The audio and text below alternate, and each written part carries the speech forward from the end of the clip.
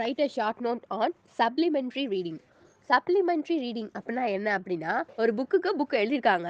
அத இன்னும் கொஞ்சம் எக்ஸ்ட்ரா பாயிண்ட்ஸ் நம்ம சேர்க்கலாம். இன்னும் கொஞ்சம் எக்ஸ்டெண்ட் பண்ணி எழுதலாம். எழுதிட்டு அதையும் ஒரு புக்கா வந்து வெளியிடலாம். அப்படி அந்த சப்ளிமெண்ட் ரீடிங் அப்படின்னு சொல்றாங்க. இதுல வந்து என்னென்னலாம் ரீசன் இருக்கு இந்த ஏன் வந்து இந்த சப்ளிமெண்ட் ரீடிங் வந்து நம்ம எழுதணும்?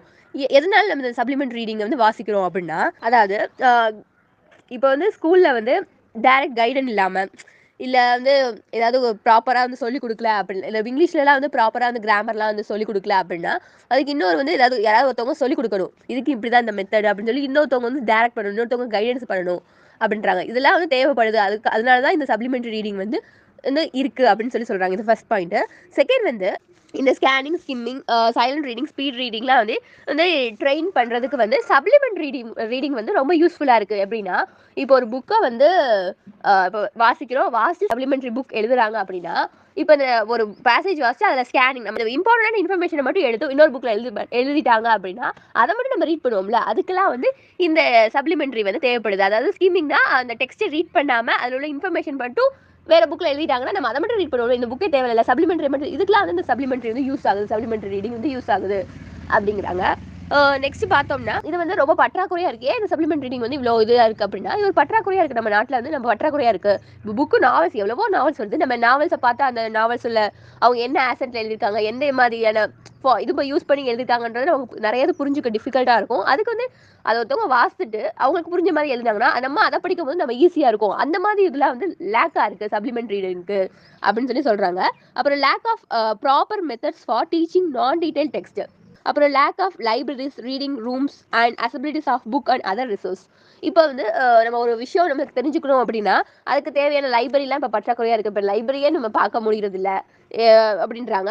புக் படிச்சு உட்கார்ந்து ஒரு இடத்துல படிக்கிறதுக்கான வந்து ஃபெசிலிட்டிஸ், ரீடிங் ரூம் அப்படின்னு நம்ம இப்போ முதல்லாம் கட்டுனாங்கன்னா, இப்போ வீட்லாம் கட்டினோம் அப்படின்னா, ஒரு புக்கு நம்ம படிக்கிறதுக்குன்னு ஒரு ரூம் தனியாவே கட்டுவாங்க. அந்த ரூம்ல போய் நம்ம ரீட் பண்றதுக்கு மட்டுமே அந்த ரூமுக்கு போவோம் அப்படின்றாங்க. அந்த மாதிரி இதெல்லாம் வந்து ஃபெசிலிட்டிஸ்லாம் இப்போ நம்ம ஸ்கிப் பண்ணிக்கிட்டே வர்றோம். இதெல்லாம் வந்து சப்ளிமெண்டரி அந்த ரீடிங்ஸ் எழுதுறதுக்கு ஒரு வந்து காரணம் அப்படிங்கிறாங்க. அப்புறம் ரீடிங் கம்யூனிகேட்டிவ்ஸ்னா இப்போ நம்ம படிக்கிறத வச்சு நம்ம கம்யூனிட்டிவ் ஸ்கில்ஸை வந்து ஏர்ன் பண்ணிக்குவோம். அதெல்லாம் வந்து அந்த அந்த படிப்பு சர்க்கிள்குள்ள இப்போ வந்து நான் படிக்கிறேன். இப்போ உனக்கு நான் சொல்றேன். அப்போ வந்து உனக்கு புரியுதோ புரியலையோ, இப்போ எனக்கு புரிஞ்சதை வச்சு நான் உனக்கு சொல்றேன். அது நம்ம ஸ்டடி சர்க்கிள்ஸ்குள்ள தான் இருக்கு. அதனால வந்து இது வந்து எக்ஸ்டெண்ட் ஆக மாட்டேங்குது அப்படின்னு சொல்றாங்க. இதுக்காண்டிலாம் நம்ம இந்த சப்ளிமெண்ட் ரீடிங் வந்து தேவை அப்படிங்கிறாங்க. அடுத்து வந்து இந்த growth of electric media. Electric மீடியானா இப்போ நம்ம நெட் சோர்ஸ், இன்டர்நெட், வெப்சைட் இதை தான் சொல்றாங்க. இதனாலலாம் வந்து இந்த சப்ளிமெண்ட் இதுல மூலியமாவும் சப்ளிமெண்ட் ரீடியை வந்து நம்ம வாட்ச் பண்ணலாம். இப்போ நம்ம நாவல் படிக்காம இந்த நாவல் டைட்டில மட்டும் நம்ம வெப்சைட்ல போட்டு இந்த நாவலோட ஓவர்வியூ வந்து நம்ம தெரிஞ்சுக்கிறோம். இது இந்த மாதிரி படிக்கிறது ஒரு சப்ளிமெண்ட் ரீடிங் தான். இப்போ வந்து இந்த 9 ரீசன்ஸ்ல என்ன சொல்றாங்க அப்படின்னா, நிறைய ரீசன்ஸ் இருக்கு சப்ளிமெண்ட் ரீடிங் வந்ததற்கும், நம்ம சப்ளிமெண்ட் ரீடிங்கை யூஸ் பண்ணதுக்கான காரணத்தை இதுல வந்து சொல்றாங்க. அதுக்கப்புறம் பார்த்தோம்னா, நான் detail text is very important அப்படின்னா, சிம்பிளிஃபிகேஷன் அதாவது எக்ஸ்டென்சிவ் ரீடிங் இருக்குல்ல, அதை அதுவும் இதுவும் ஒன்று தான். எக்ஸ்டென்சிவ் ரீடிங்னா நம்ம ஃபுல்லாக கோ த்ரூ பண்ணுவோம். என்ன ரீடிங் இருக்குது, என்ன டெக்ஸ்ட் இருக்குது அப்படின்னு சொல்லி ஃபுல்லாக கோ த்ரூ பண்ணி ரீட் பண்ணுவோம். அதுதான் இந்த சப்ளிமெண்டரி ரீடிங்கும். சப்ளிமெண்டரி ரீடிங்கில் நமக்கு வந்து தேவையான பாயிண்ட்ஸ் மட்டும்தான் ஃபுல்லாகவே இருக்கும். அதனால நம்ம ஃபுல்லாக ரீட் பண்ணி தான் ஃபுல் த்ரோவாக பண்ணுவோம் அப்படிங்கிறாங்க.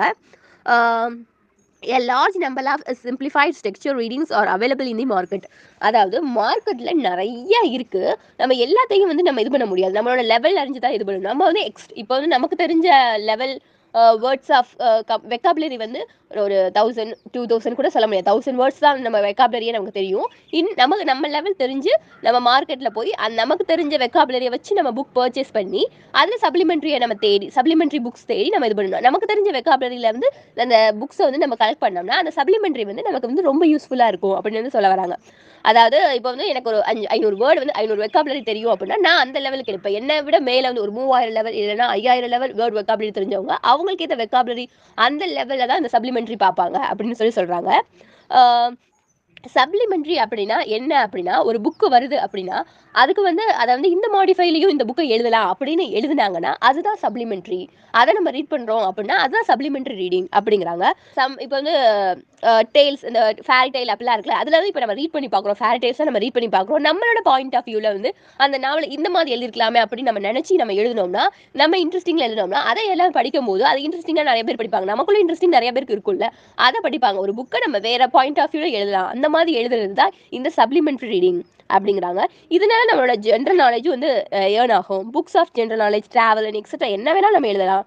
இதை வந்து ஃபிலிம்ஸாக கூட பண்ணலாம். இப்போ இந்த மூவியை இந்த மாதிரியும் எடுக்கலாம் அப்படின்னு நம்ம சொல்லலாம். இந்த சாஃப்ட்வேர் அப்டேட்டை இந்த மாதிரி கூட ப்ரோக்ராம் பண்ணலாம் அப்படின்னு சொல்லி புக்ஸ் மட்டும் இல்லை, நிறைய ஆஸ்பெக்ட்ஸ்லையும் வந்து நிறைய மாதிரி போகலாம் அப்படிங்கிறத மோர் கிரியேட்டிவாக இது பண்ணலாம். இதுதான் வந்து சப்ளிமெண்டரி ரீடிங் அப்படின்னு சொல்கிறாங்க.